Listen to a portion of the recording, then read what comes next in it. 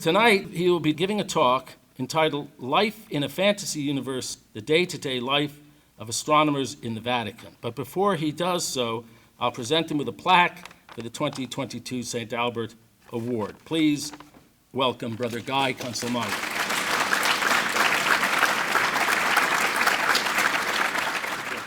Thank you very much for all of that. That's, I have no idea who that person was you were talking about. But one of the things that didn't get stuffed into my biography is the fact that I actually spent my freshman year at Boston College, where I was a history major. And I did made two profound discoveries. I talked to a Jesuit there about becoming a Jesuit priest. They taught me the art of discernment, and I got one of the strongest and most powerful messages from God in prayer saying, "You, a priest? No way." 20 years later, I figured out how to be a brother and get around that one. The other thing I discovered is that my high school friend who had gone to MIT showed me that MIT had the world's largest collection of science fiction. And for that reason, I manufactured an interest in science, transferred to MIT, so I could read science fiction and fantasy. And I got into planetary science because I saw the word planet and Earth and planetary. I thought, that's like astronomy, right? Turns out it was actually the geology department. I didn't know that. But that lifelong history of science fiction and fantasy has stayed with me. I've become quite a fan of the stuff with a capital F. I go to conventions. I do not dress up like Mr. Spock. But I'll give you an example of the kind of thing I do. On 2005, the World Science Fiction Convention was in Glasgow, and they had put together a panel that had to deal with, they had a member of the military, a guy from the RAF, a member of the government, a member from Oxford, and me, and they called it Living in Ancient Structures. The idea was that we've got all these fantasy novels that are set in this pseudo-medieval world. What is it actually like to live in an organization that's been around since the Middle Ages? And, certainly the church has been a bureaucracy since, well, we've been reading the Acts of the Apostles this season. And, 10 years after Christ has died, they've already got the women and the deacons doing all the work. Definitely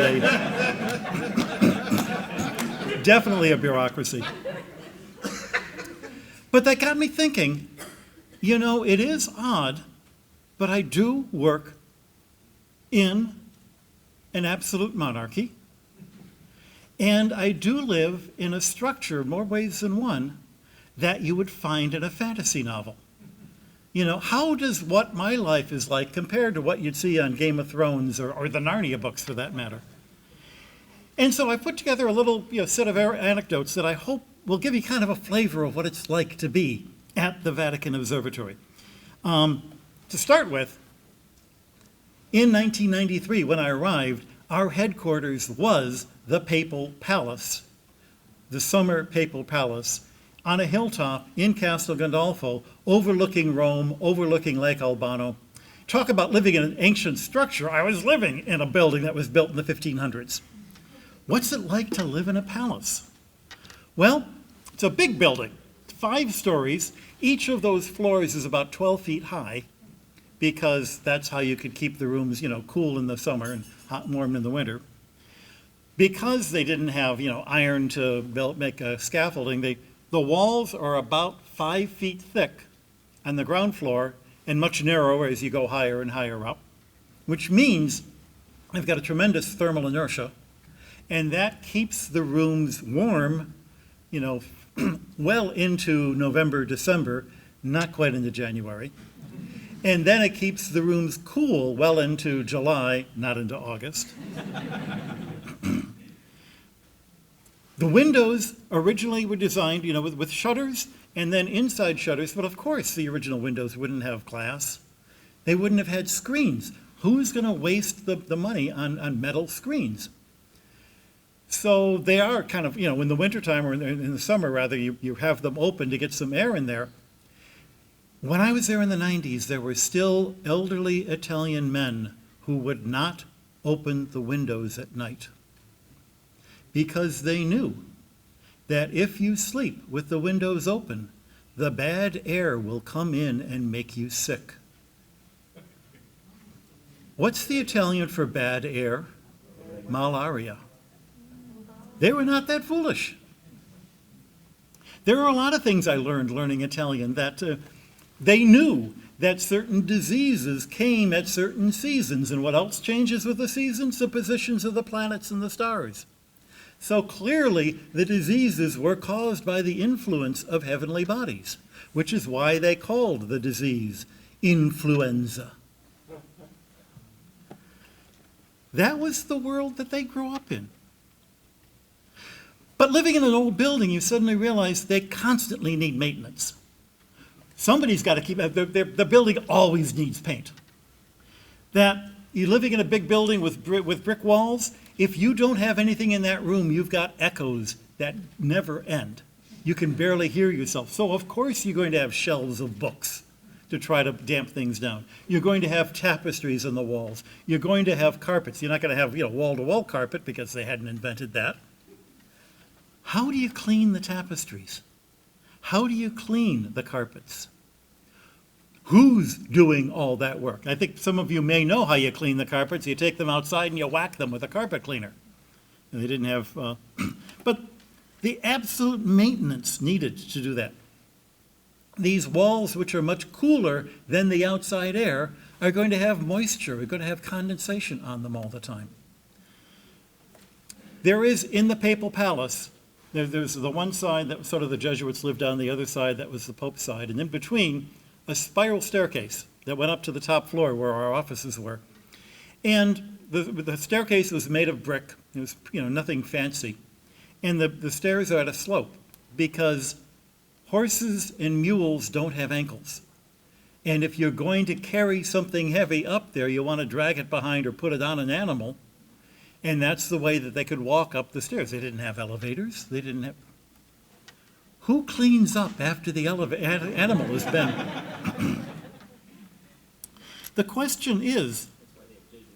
That's where they had Jesuit brothers, indeed. For that matter, where does the water come from? As I said, it's on the top of a hill.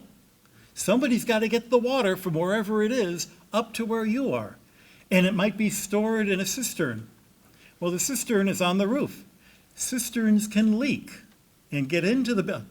I'm speaking from experience because it happened, because they still have a cistern there. Speaking of the water, we are in, basically an extinct volcano. My buddy, Bob Mackey, who loves science fiction as well, is so thrilled he has a laboratory in a volcano that has lasers. If I can build him a monorail, then he would be delighted. But the water, actually, this was water that was carried from Lake Albano and from these mountains into Rome. And there was a cistern, there was a giant series of waterworks that was built by the Romans in the year 100 that is still used to take, they don't drink the water anymore, but they use it to water the gardens and the things. Which reminds me, why was that town founded? In the Papal Palace, in the area where we are, there's a large set of gardens, and in the gardens are the ruins of the Emperor Domitian's palace. And the town of Albano was built to be the military town for his bodyguard. And I want you to think about this, because the Pope, the absolute monarch, he has a bodyguard. They're called the Swiss Guards. Why are they from Switzerland? The Emperor Domitian had a bodyguard. They were from Turkey. And you will find all sorts of Middle Eastern emblems in the ruins that they left behind. Why would that be? You don't trust a local to be your bodyguard, because even if they think they're loyal to you, they're also loyal to their family. They're also loyal to their family's family. They're also open to being bribed or their family being bribed. You get the bodyguards from some distant place where they depend on you because they've got no one else to depend on. I've never seen that really described that way in a fantasy novel. Maybe you've come up with a better one. Who pays for all these people? Who pays for the people who are carrying the water and washing the floors and paying for the bodyguards? Where does the money come from? My historian friends describe how, you've heard of the War of the Roses, York versus Lancaster. Notice that there are both, towns that are not really that big nowadays. Why were they fighting over England? Why were they the ones who got to fight over England? Because in the Middle Ages, they had wool.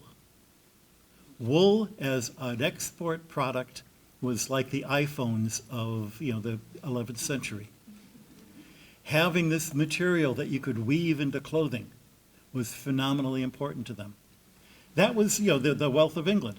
What was the wealth of the center of Italy, the city-states? Wine, but they drink all the wine themselves. What could they export? What if you were a pope and you were trying to raise money to run an army?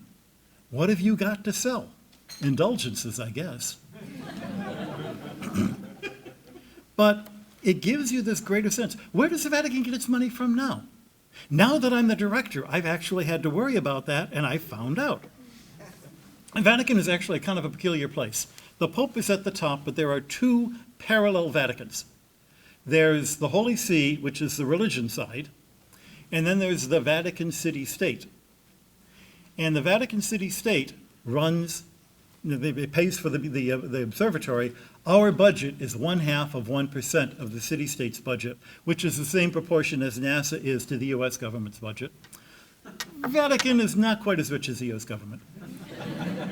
80% of the income of the Vatican City-State in a normal year comes from proceeds of the Vatican Museum. You can imagine what happened when COVID hit and suddenly nobody's going to the museums.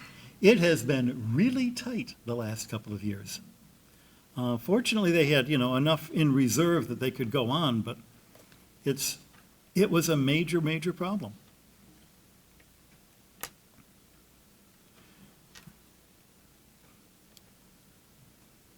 What does the king actually do? What is the day-to-day life of the Pope? He was living for the many years that we were in the Papal Palace in a place where I could look out my bedroom window and see him at audiences. And here, every Sunday, the Pope would, in the summertime, the Pope would be out there, and there's a Sunday Angelus that would be at noon, and he would speak from a balcony that I could oversee from my bedroom. And there would be 2,000 people, in the courtyard below listening to him. When I first got there, John Paul II was the Pope, and he was still relatively young, and he was elected quite young, 59, I think. And he committed a rookie mistake. Some reporter asked him from Poland, "What's your favorite hymn?" And he gave them the name of a hymn. Every Sunday at 10 o'clock, they'd open the door, 2,000 Polish pilgrims would show up and sing that same hymn outside my window, waiting for the Pope to show up. Most of the popes apparently run pretty much the same schedule. You get up at about 4 o'clock in the morning so you can do some thinking and writing and working, because that's the only free time you've got. By breakfast, you're already in meetings. You sign stuff. You have meetings with your staff. You have various VIPs who want to come and see you. You've got lots of people who are desperate to have their picture taken with you. That takes up most of the morning. A couple of years ago, we arranged to have an audience of just the Jesuits at the Vatican Observatory with Pope Francis and a fellow Jesuit. And there was an audience hall, a library, where he would meet people. And on the hallway up to that audience hall are a series of other rooms. And every half hour, you would be called out of your room into the next room as everybody moves up to have their audience with him. He spent all morning, listening to people who want something out of him, or at the very least want a picture with him. We were the last, and he spent an hour with us, basically, because we didn't have any agenda. We just wanted to sit around, and I wanted my guys to be able to meet him. It is kind of scary that Pope Francis knows who I am. Not sure I'm really happy with that, but that's basically what he spends a lot of his time doing. which is another interesting thing. He's an absolute monarch. Once he's elected, there's nobody who can vote him out of office. There's no Supreme Court that can say, no, I'm sorry. There is no way of getting rid of him until he dies. On the other hand, it's probably the only government where once you're elected, either you were elected because the cardinals from outside of Rome voted for you, in which case they went home and all the guys who voted against you are now running the rest of the government that you have to work with, or you're the pet of the ones right there in the government who think they own you because they elected you. How do you actually get your agenda done? You can order people, but anyone here who's ever worked in an office, and I used to work in a newspaper office, you'll be given like 5 things from your boss to do, and the things you'll want to do are the things that happen, and the things that you just as soon wait for a while, that keep going to the bottom of the pile, hoping that he'll forget about them. You can't fire people. You can't fire everybody. How do you get your agenda done? That's not a trivial problem. That's ultimately what Pope Benedict realized he didn't know how to do. I don't know that there's been a pope more intelligent, more horsepower in the brains than Benedict for as far back as we can remember, which was a bad thing in a way because everybody knew he was smarter than them, and therefore no one would speak up to make suggestions because how can I tell him what to do? He's so much smarter than me, which is not a good place to be. But he knew what he wanted done, and he knew it wasn't happening, and he didn't know how to make it get done. You can only get things done if you can convince somebody else that they want to have that thing done as well. And, if I had the magic of the art of how to do that, well, I probably wouldn't be in the job I'm in. So thank God I don't have that. One other odd thing I discovered working at the Vatican. In America, we have this idea that you want something from me, you can ask me for a favor, but then you owe me. And I'm going to come up later and cash in my chips. At the Vatican, and possibly in Italy, but certainly at the Vatican, you want something from me? You come to me asking for a favor?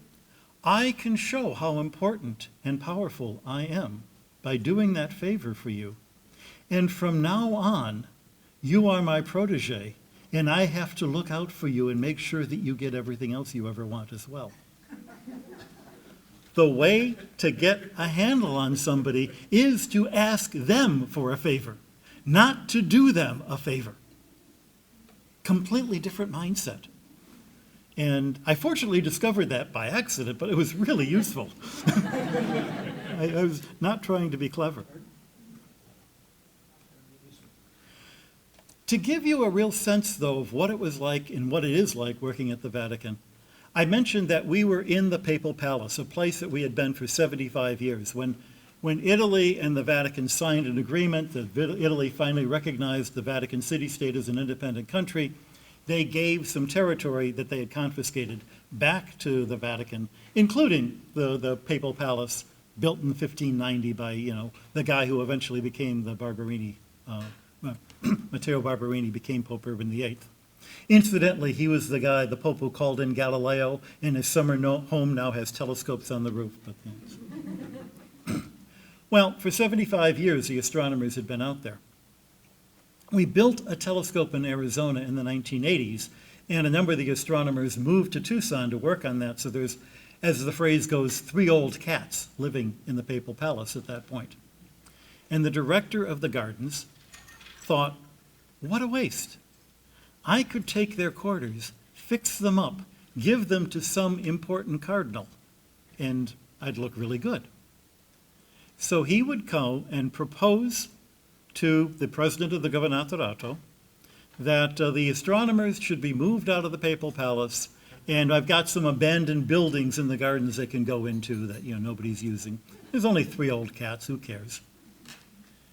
And so he would propose to kick out the Jesuits. And George Coyne, the director, would then call up his buddy, Michael Heller, who was a Polish cosmologist priest who happened to be a personal friend of Karl Wojtyła, And a little handwritten note from John Paul II would come saying, the Jesuits stay. And every year, this little trick would go on, so we never had to move. Then, in 2005, John Paul II dies.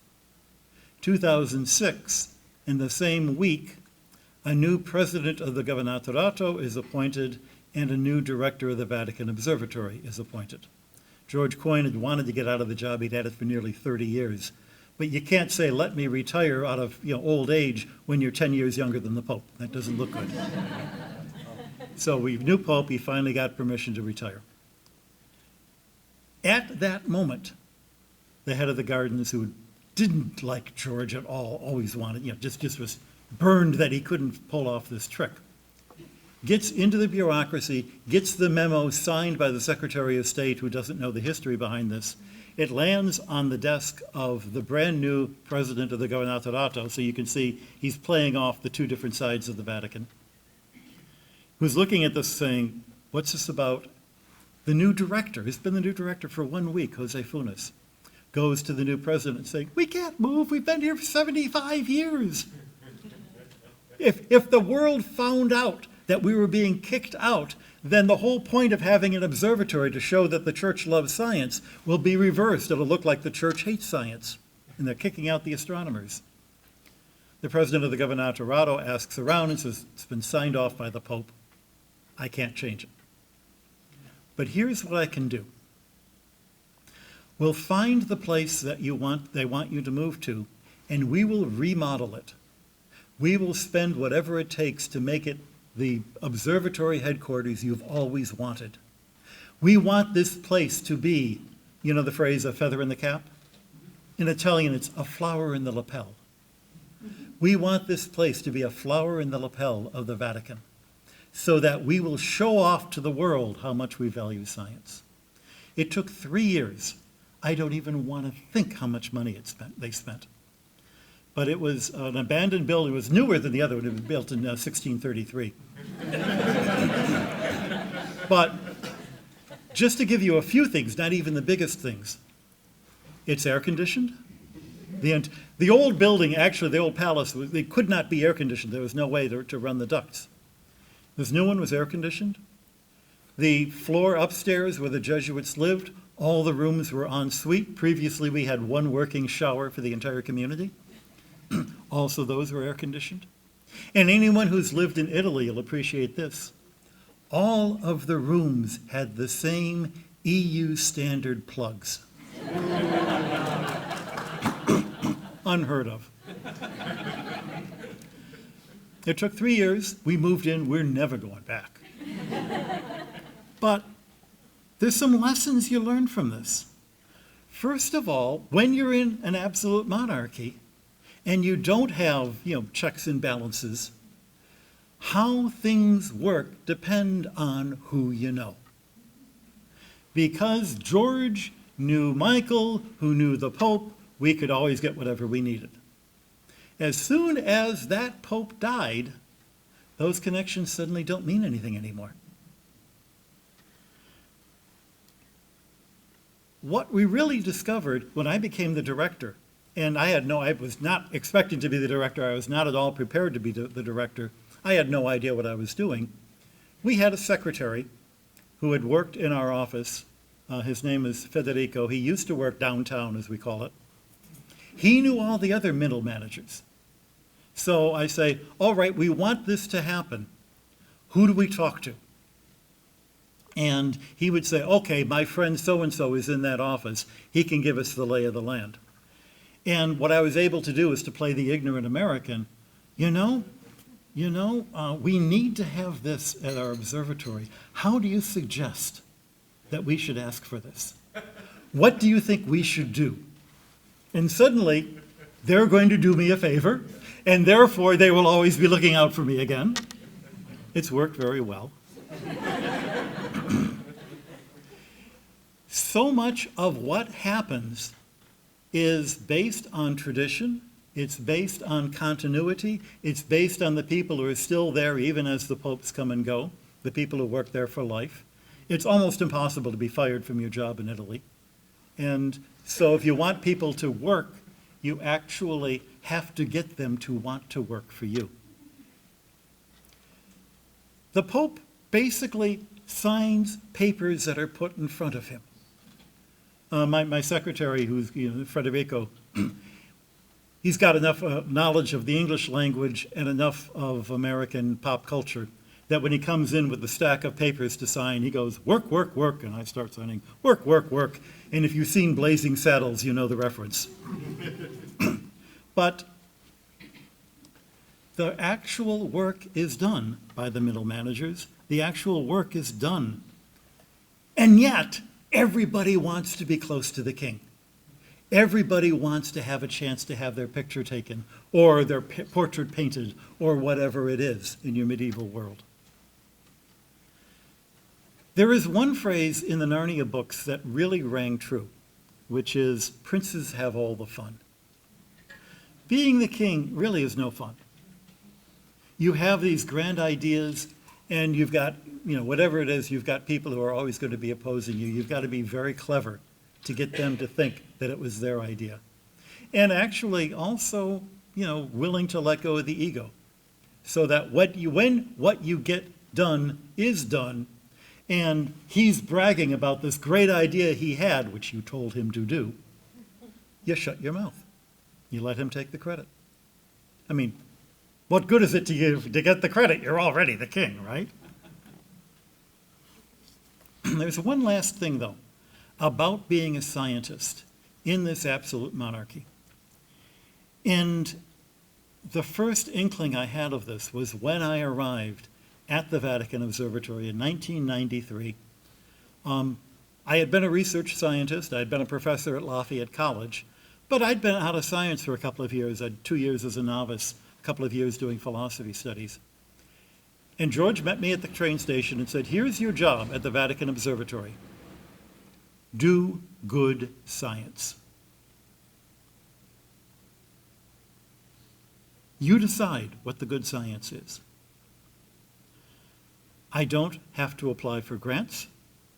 I'm not competing for money against the other people at the observatory. I don't have to worry about a grant being renewed in 3 years, so I'd better have results by then. I get to choose the project based not just on what NASA is going to pay for, not just on what the NSF is going to come up with, not what's going to get me tenure, but what I want to do. The questions that I've always had. Which is kind of scary when you're suddenly told you can do anything in the world you want to do, because then you have to figure out what is it actually that I want to do. Because I've never had that freedom before. What I wound up doing was measuring physical properties of meteorites. And the first time I came up to a meeting and showed the data on densities of meteorites, one of the grand old men in the field said, "Guy, why are you doing that? Nobody does that." Which is why I was doing it. Because those were numbers that I had learned years ago I wished I had had. And I had the meteorite collection, and I had the equipment to make the measurements. And yeah, it took 10 years to come up with a comprehensive set of data. But they weren't going to fire me. I wasn't going to lose tenure. What that did, though, is it made me kind of contemplate, why am I a scientist? It made my collaborators contemplate, why am I doing the science? What really is in it for me? Is it to show up the guys at Arizona State? Is that why I'm doing it? Is it to get a pat in the head from my advisor? There are times when I thought that's why I was doing the science. So people would like me, so my advisor would think I was smart. None of those apply anymore. Why do we do the science? When you're in a medieval world and you don't have government committees, instead you've got a patron, and the patron happens to be the Pope. And the Pope likes what you're doing and is willing to give you a budget and unlimited freedom to follow the science where it goes. That's when you remember why you wanted to be a scientist as a little kid, why you want to do the science now, and what is going to be satisfying to you in the science you do. It doesn't depend on how often it's referenced. It does depend on how much fun you have telling your friends and colleagues in your field. This was one of the things that I now tell the younger scientists as they're coming here faced with, what do I do? I say, don't go for, the important fields that people tell you are important. Find the corner of your field where your friends are, where you're looking forward to meeting them at a meeting, the ones who you enjoy collaborating with. Stay away from the corners of the field that are run by people who are busy stabbing each other in the back. There are too many cool things to do in the world. You don't have to put up with that. And to me, that, I hope, is the lesson of what it means to be a scientist at the Vatican, and maybe even more deeply, to be a Catholic scientist. To remember at the end of the day, we're doing this because the truth we're searching for is the truth of God. The love we have when we do it is the love of God. And as we've heard from the talks this morning, by finding the truth of how God is in this universe, we come closer to God. We allow the universe to give praise to its creator.